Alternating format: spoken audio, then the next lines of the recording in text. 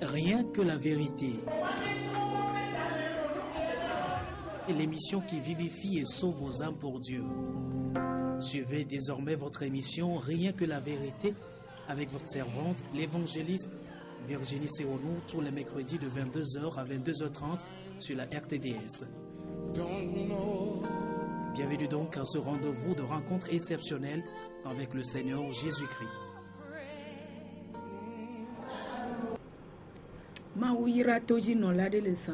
Dieu bénit un auditeur cette nuit. Et nous saluons tout le monde qui est devant son poste téléviseur pour écouter la parole de Dieu. Prions. Dieu Père de bonté, nous te remercions. Viens nous parler. Que tu nous révèles ta parole encore. Pour qu'elle soit la vie pour nous. Au nom de Jésus. Amen. Amen.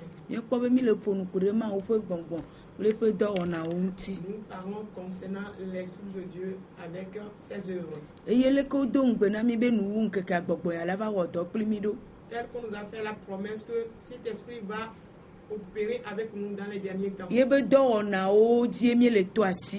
mettons l'accent sur ses œuvres. Nous allons lire dans Jean 16 à partir du verset 13 à 15. Jean 16, verset 13 à 15 dit ce qui suit. Quand le consolateur sera venu, l'Esprit de vérité, il vous conduira dans toute la vérité, car il ne parlera pas de lui-même, mais il dira tout ce qu'il aura entendu et il vous annoncera les choses à venir. Amen. Eye puku yewe tu aglobe kene eya sinye nya tefe fe gbogbon vala aklomi ayide nya tefe blibola katame la be ma fonu le ye ntodo kwisi o ke bo nu sio nu sianu sike wo sela eya e wa gbon nu sio gbana la afiami. Amen. Amen. Ni po be gbongbon ya eva be ya fianu kata ya donku nu katantinami. L'Esprit il est venu pour nous rappeler tout et nous enseigner tout. Yemi no Daniel pa gbalame mi pokpo de un le tepema. Dans le livre de Daniel, nous avons vu des exemples là-bas. Leke benye gbogbon tri akoye be va le nkeke anu wu nkeke odi bena ya fonu na fiao. Tel que c'est un esprit puissant et qu'il est venu dans les derniers temps afin de parler au roi. E fiao mi de gomme va ya me de pepe kene le do fede na nu de nu sede yedo ku wa te yu be fia. Et nous avons expliqué ce que c'est que le roi. Et nous avons dit toute personne qui détient une autorité ou bien une responsabilité quelque part, alors cette personne est qualifiée de roi. Le anigba siaji. Sur cette terre. For Yesu Christo chava egblona mi be ya o mi fiao pele nu no lao. Mais Jésus aussi, il est venu dire qu'il fera de nous des rois et des sacrificateurs. Le bonbon ya peu d'onanu. Selon l'action de cet esprit.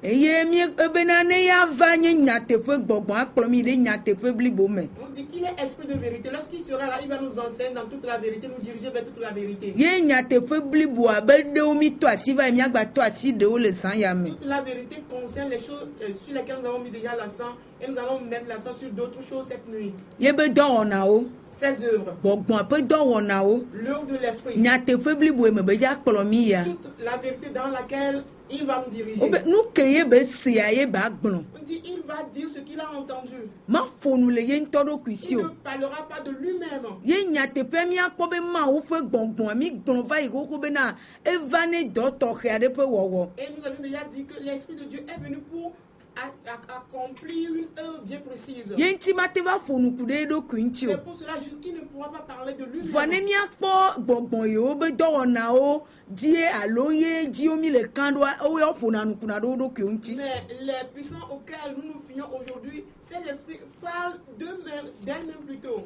Mi fona nu kuna de mi ado kwinti. Ces puissants parlent d'elles-mêmes et que nous parlons de nous-mêmes. Le ko yona mi do. Tel qu'on nous appelle. Ni ko ga yo le miasi. Les grands titres que nous avons. E do fe yo mi do. Les niveaux que nous avons atteints. Ye bubu ni ko yo kata le miasia. Et les noms d'honneur que nous avons. Mi ko fona nu kude mi ado kwe aussi. Et on parle concernant ces noms à propos de nous-mêmes. C'est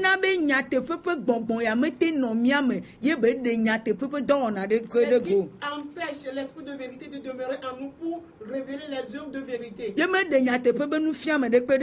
il n'a pas pu faire sortir de nous des enseignements de vérité. Mais si tu es en Jésus-Christ, quand nous lisons dans Jean 7 à partir de verset 14, nous allons voir quand l'esprit était en Jésus, ce qu'il a pu accomplir là-bas. Nous allons lire dans Jean 7 à partir de verset 14, il dit ce qui suit. Vers le milieu de la fête, Jésus monta au temple et il enseignait. 15. Les Juifs s'étonnaient, disant, comment connaît-il les Écritures, lui qui n'a point étudié? 16. Jésus leur répondit, ma doctrine n'est pas de moi, mais de celui qui m'a envoyé.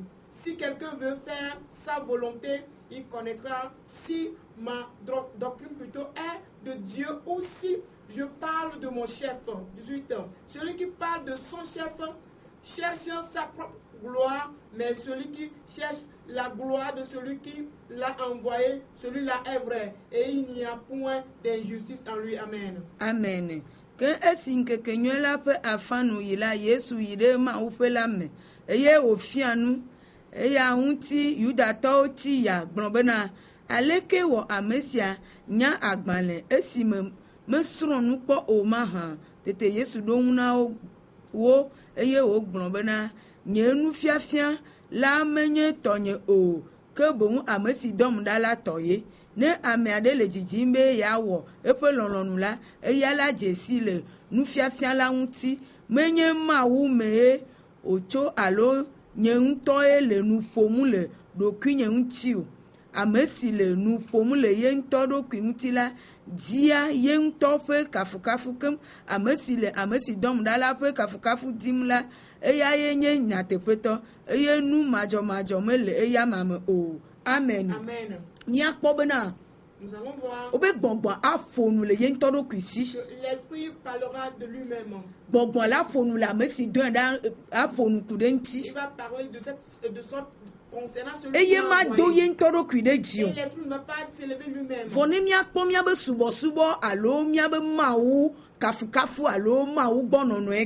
Mais si nous allons voir de la façon dont nous sommes auprès de Dieu, nous l'adorons aujourd'hui. Nous parlons concernant nous-mêmes déjà. C'est pour cela que nous avons eu nos récompenses déjà. La dernière fois dans le livre de Daniel concernant les hommes qu'on a vus là-bas.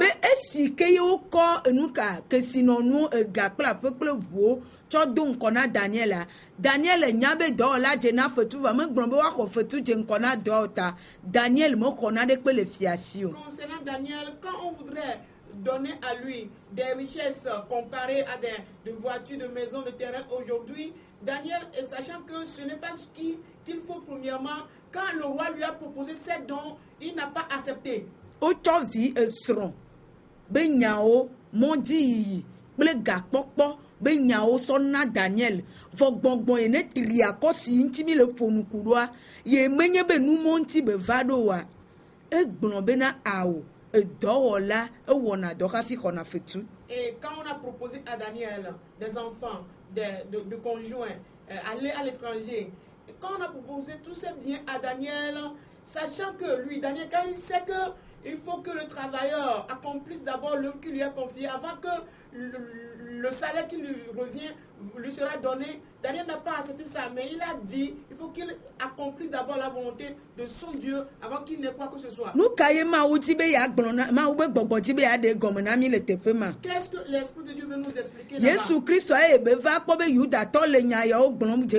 Et Jésus, à son arrivée, il a constaté que les Juifs disent de telles paroles d'avance. Les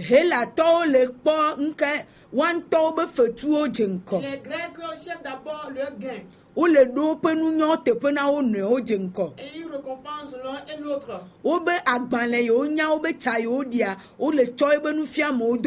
Et ils donnent en avance leur connaissance qu'ils ont eu par leur diplôme qu'ils ont reçu. Eye gbɔngbɔn alafiɔn anamia gbe ya yudatɔwo menye abe leke mia gbe be nunɔlawo pastor fiawo mi menye o nene. Mais l'enseignement qui va donner la vie, les Juifs ignorent cet enseignement. Comme nous les pasteurs, les évangélistes aujourd'hui ne le savent pas. Enu yena dzengo. Ce qu'on doit faire d'abord. Hafi ekeme alava. Avant que le reste ne suive. Mi me fion. Nous ne l'avons pas enseigné. On ne le sait pas. Ce que nous devons faire. Avant d'espérer la rétribution de Dieu. Nous ne l'avons pas fait. Mais voilà ce que Jésus-Christ est en train d'enseigner. C'est ce que l'Esprit lui a amené de dire. C'est pour cela que cette parole, ou bien cet enseignement de Jésus est nouvelle pour les Juifs. Les grands rois n'ont jamais entendu de doctrine.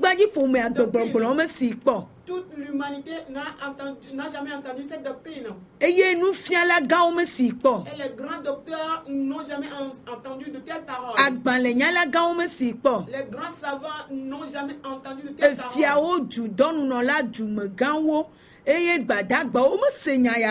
Les rois, les ministres, les soldats, les grands responsables des pays n'ont jamais entendu de tel enseignement. Car ce qu'ils ont appris, ils ont entendu, c'est que quand quelqu'un est dans un problème, c'est en ce moment qu'il pourra venir auprès de Dieu. Si quelqu'un souffre, c'est en ce moment qu'on pourra l'appeler pour prier. Qu'on jeûne en ce moment, qu'on fasse des veilles de nuit. On fasse des réveils spirituels. Si nous avons des problèmes d'argent, c'est en ce moment que nous pourrons faire un programme de prière. Mais quand l'Esprit était sur Daniel avait tous les problèmes. Et Daniel avait tous les problèmes qu'on peut avoir si l'Esprit de Dieu demeure en celui-là. Mais il n'a pas cherché d'abord la solution au problème que d'écouter plutôt l'esprit. Et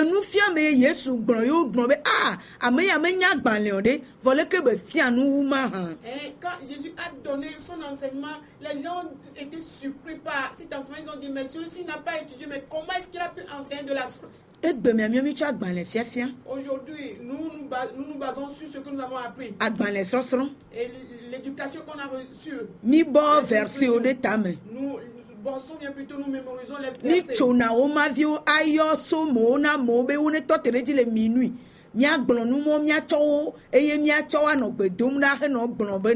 Et nous coupons de petits papiers sur lesquels nous mettons des psaumes et nous demandons aux gens de prier à minuit en se basant sur ces psaumes et en tout en disant que c'est l'Esprit de Dieu qui agit comme cela. Cet enseignement ne vient pas du Père.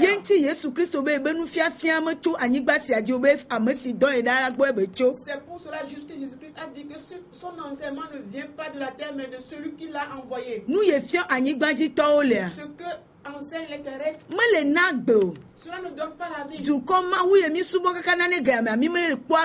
Les peuples, Dieu que nous avons adoré jusqu'à maintenant, nous n'avons pas la vie de sa part. Pasteur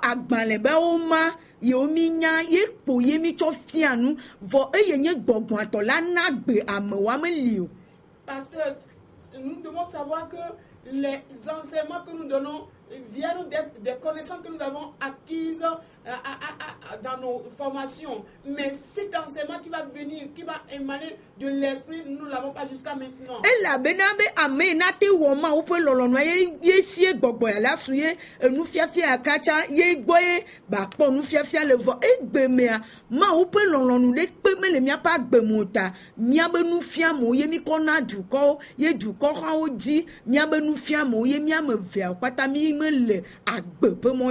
Et celui-là dont l'enseignement pourra avoir des faits, c'est celui-là qui accepte la volonté de Dieu. Mais force est de constater aujourd'hui que nous ne sommes pas dans la volonté de Dieu et aussi le peuple qui accourt vers nous ne cherche pas la volonté de Dieu.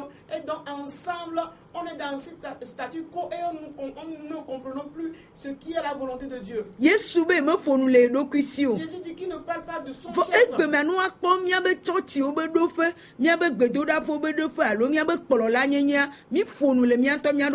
Mais aujourd'hui, si nous observons nos centres de prière, nos églises, il est donc évident de constater que nous parlons de nos chefs.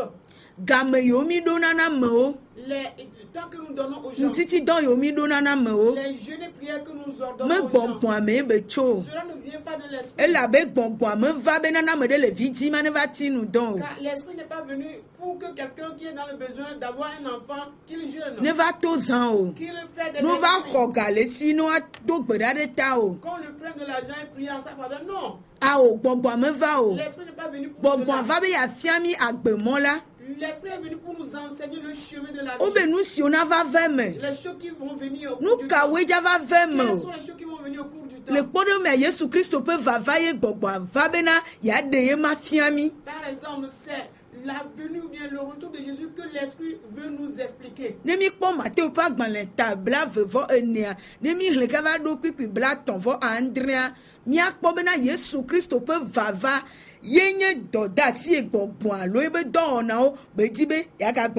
Si nous lisons dans Matthieu 24, verset 1 jusqu'à 37, nous pourrons constater clairement là-bas que l'esprit est là pour nous expliquer comment est-ce que le retour de Jésus sera accompli. Comment est-ce qu'il viendra? À quand? Quels sont les événements précurseurs de ce avenir? Et qu'est-ce que nous devons voir? Comment est-ce que nous devons vivre? Quels sont les enseignements qui nous seront donnés? Qu'est-ce que nous devons chercher à écouter? Qu'est-ce que nous devons chercher à dire? Voilà les choses pour lesquelles l'esprit est venu. Voilà l'enseignement que Jésus a amené et que tous les Juifs ont été surpris par cet enseignement. Parce que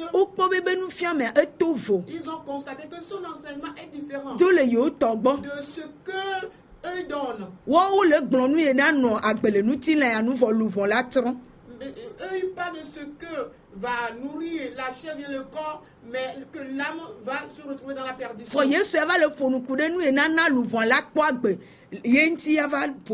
Mais Jésus, pour sa part, il a parlé concernant ce qui va donner la vie à l'âme.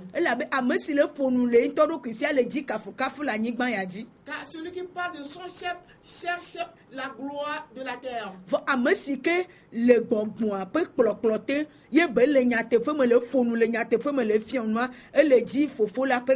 Mais celui-là qui est sous contrôle de l'esprit et qu'il parle selon la voix qui lui vient de l'esprit ou bien du Père, celui-là achète la gloire qui vient du Père.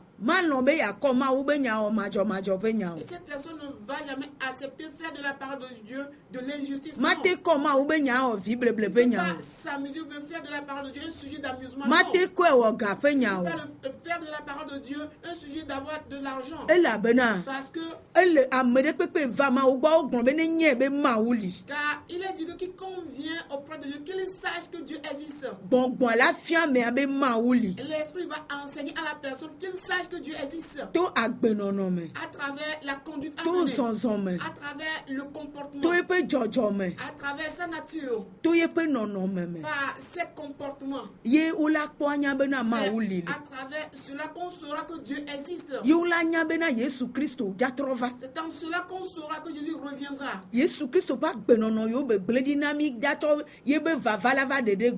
La conduite que Jésus nous a laissée et que son retour plutôt va manifester. Nous ne nous préparons pas.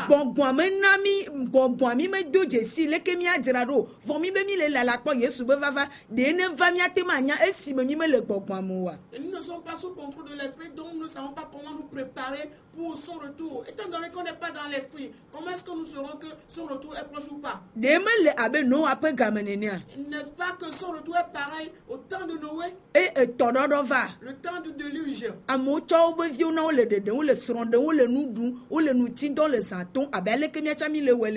que les gens donnaient leur fils, leur fille en mariage. Et les gens se mariaient, les gens mangeaient comme pareillement à nos jours. Nous ne cherchons pas le salut de nos âmes. Bon, nous auront leur volonté refroidie comme cela s'est déjà produit. Les gens se marient. C'est maintenant que les gens jeûnent.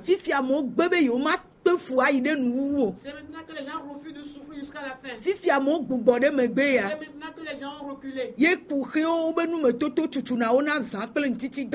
leurs problèmes, leurs difficultés les renvoient au jeu de prière vers de nuit. Non pas la volonté de Dieu. Non pas le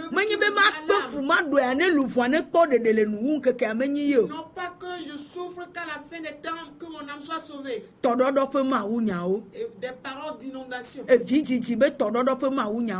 paroles d'avoir des enfants, l'inondation de telles choses, c'est ce que nous écoutons comme parole de Dieu.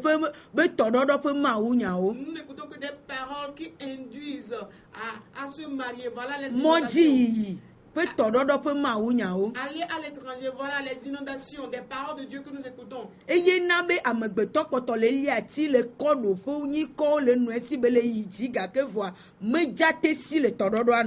c'est pour cette raison que les gens prennent des titres, ils augmentent leurs titres. Par cela, ils ne font qu'évoluer. Ils grimpent les arbres. Par ça, ils évoluent, mais ils ne pourront pas fuir le déluge.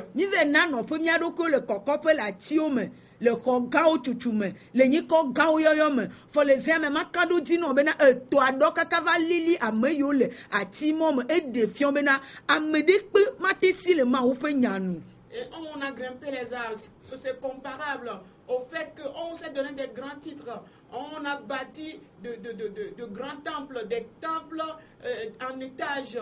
Et par là, on est vraiment élevé. Mais la réalité est que le déluge est proche et que personne ne pourra fuir l'eau qui monte. L'eau va atteindre toute personne, quelle que soit sa hauteur qu'il est maintenant. Tel que cela se passe dans le pays, qu'il y a des inondations de maladies, des inondations de mort. Et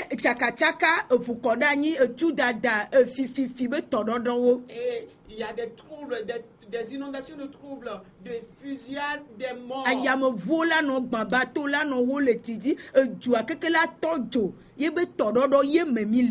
Des crashs d'avions, des naufrages, des chavirements, des bateaux sur la mer. Et qu'il y a un grand trou qui pèse sur le monde entier. On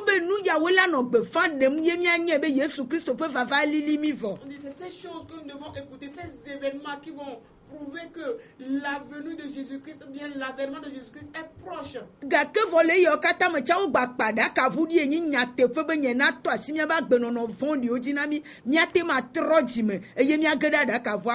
Mais à travers tout cela, l'arche de la vérité est construite. Cette arche consiste à mettre l'accent sur nos mauvaises conduites et par là nous repentir, nous conduit donc à rentrer dans cette arche de vérité pour échapper à ces mauvais événements. Car l'Esprit a dit qu'en lui il n'y a pas d'injustice. La justice va donc conduire à l'arche. La vérité conduit à rentrer dans l'arche. C'est la fidélité qui va faire rentrer dans l'arche. L'obéissance à Dieu en ce temps va conduire à l'arche. C'est la volonté de Dieu qui va conduire à l'arche.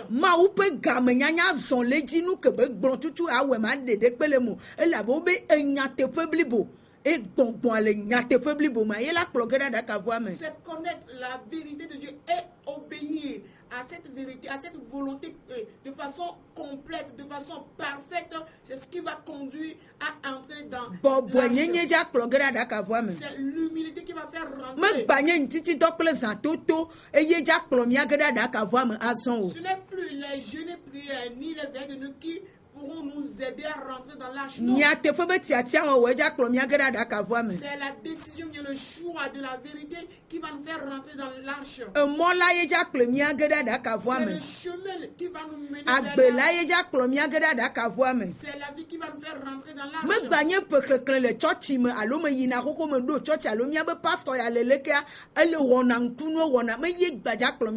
Ce n'est plus donc le fait que je suis membre d'église il y a longtemps, bien que notre pasteur fait ceci, cela, fait beaucoup de miracles, par cela que nous pourrons rentrer dans l'arche. Non. Voilà les paroles des inondations. Dès lors, nous allons écouter la parole de Dieu qui met l'accent sur l'arche. Si tu iras jusqu'au bout, tu sauras. Si tu ne pourras pas aussi, tu le sauras. Car il est dit que l'Esprit va nous révéler les choses qui vont venir. Et voilà, c'est l'Esprit qui nous les révèle. C'est ceux qui persévèrent de façon bonne qui pourront rentrer dans l'arche. C'est ceux qui seront éveillés, vigilants, qui pourront rentrer dans l'arche.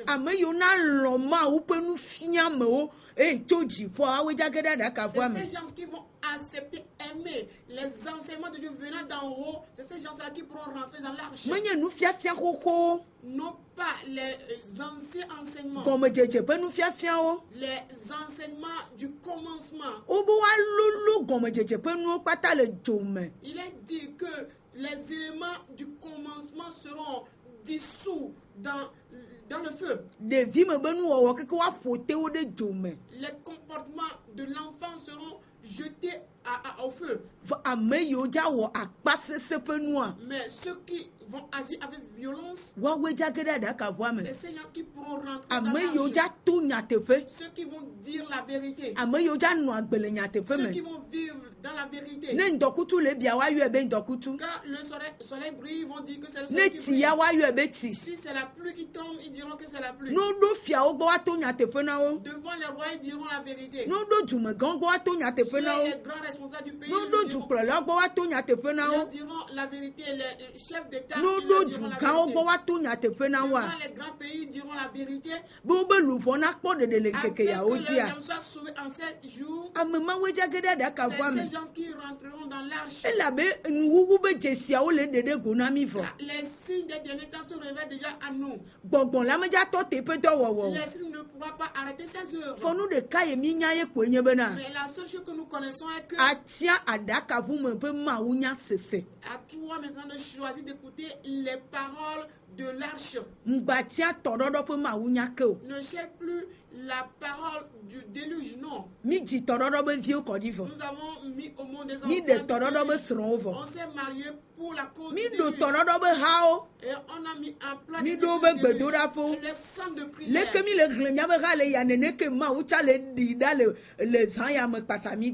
que nous comptons en avançant nos églises, c'est de cette façon que Dieu aussi les éloigne, bien les fait disparaître. Car cela est écrit, on ne pourra pas changer.